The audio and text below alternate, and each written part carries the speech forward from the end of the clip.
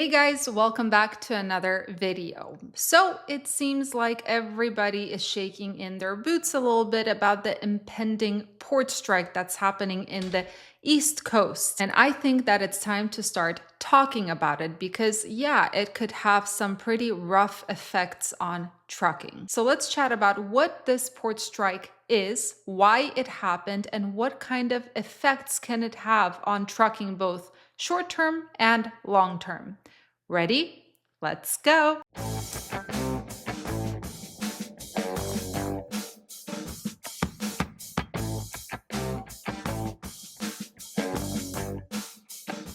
All right, so first let's start with a brief background of what is actually happening. So, the International Longshoremen's Association, which represents unionized workers at the ports in the East as well as the Gulf Coast, is threatening to strike as of October 1st of this year. So, question number one: how many ports are we actually talking about that will be affected by this strike? Well, 13 major ports that go from Maine all the way down to Texas that handle almost half of the nation's total ocean imports. To be more specific, these ports handle about 43% of imports. That is $3.7 billion of trade per day that is going to be disrupted. So why is this happening? The next question. Well, because the contract between the ILA, which is the International Longshoremen's Association, and the United States Maritime Alliance is set to expire on the 30th of this month, September, and ILA's demands were not met when it comes to renewing the contract. What are the demands? Well, one of them is wage increases. I believe it's something like a 77%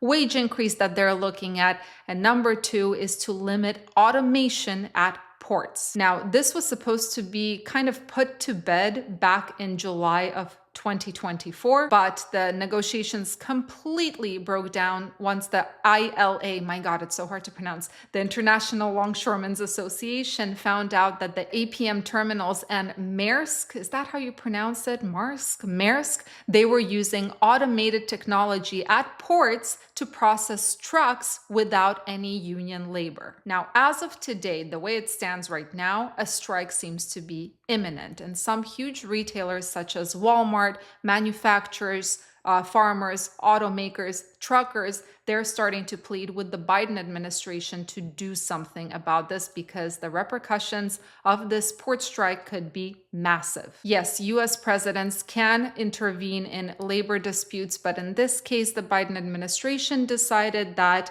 they are not going to do so. All right, so now that we know what the strike is all about, why it's happening, let's talk about the most important thing to us at least. What is the effect on the trucking industry? Well, in order to figure that out, let's take a look at how the East Coast and the Gulf Coast ports play a role in the supply chain. According to the Retail Industry Leaders Association, and I quote, "These ports handle over 13 million containers each year, and in a given month, these ports represent as much as 56% of inbound containers." Now, I'm pretty sure after hearing that, you're starting to panic a little bit, just like I am, so let me add salt to the wound. If there is a port strike of this magnitude, it is going to completely halt cargo movement through these ports. This means delays and shortages of goods. Now, FreightWaves reports that this strike has the potential to disrupt, and I quote, "It has the potential to disrupt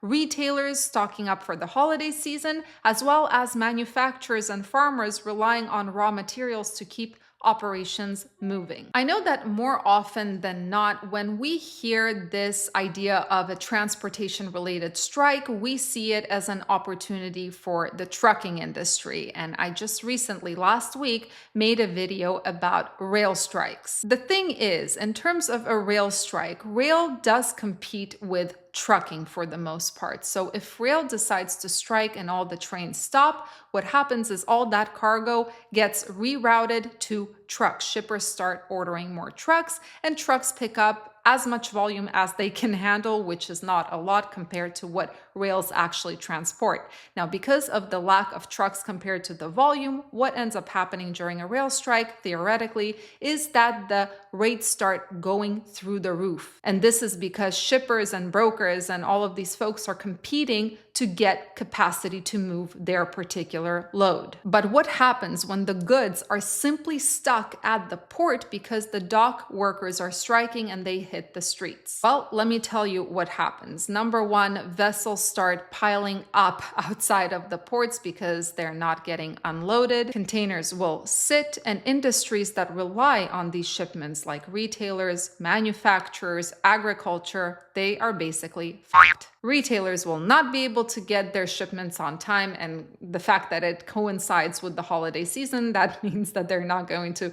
be able to get their holiday items on time to sell to consumers. Manufacturers will not receive the shipments that they need of raw materials in order to produce other goods, and this could cause factory closures and job losses. And guess who else it affects? Yes, truckers, and this would affect us in a way where we would end up being in deep doo-doo. Because if ports aren't porting, shippers are not shipping, retailers are not retailing, manufacturers are not manufacturing, we don't have shit to move. Now pair that with the already oversaturated market when it comes to capacity and just slash those volumes down. What do you think will happen? You think rates are low right now?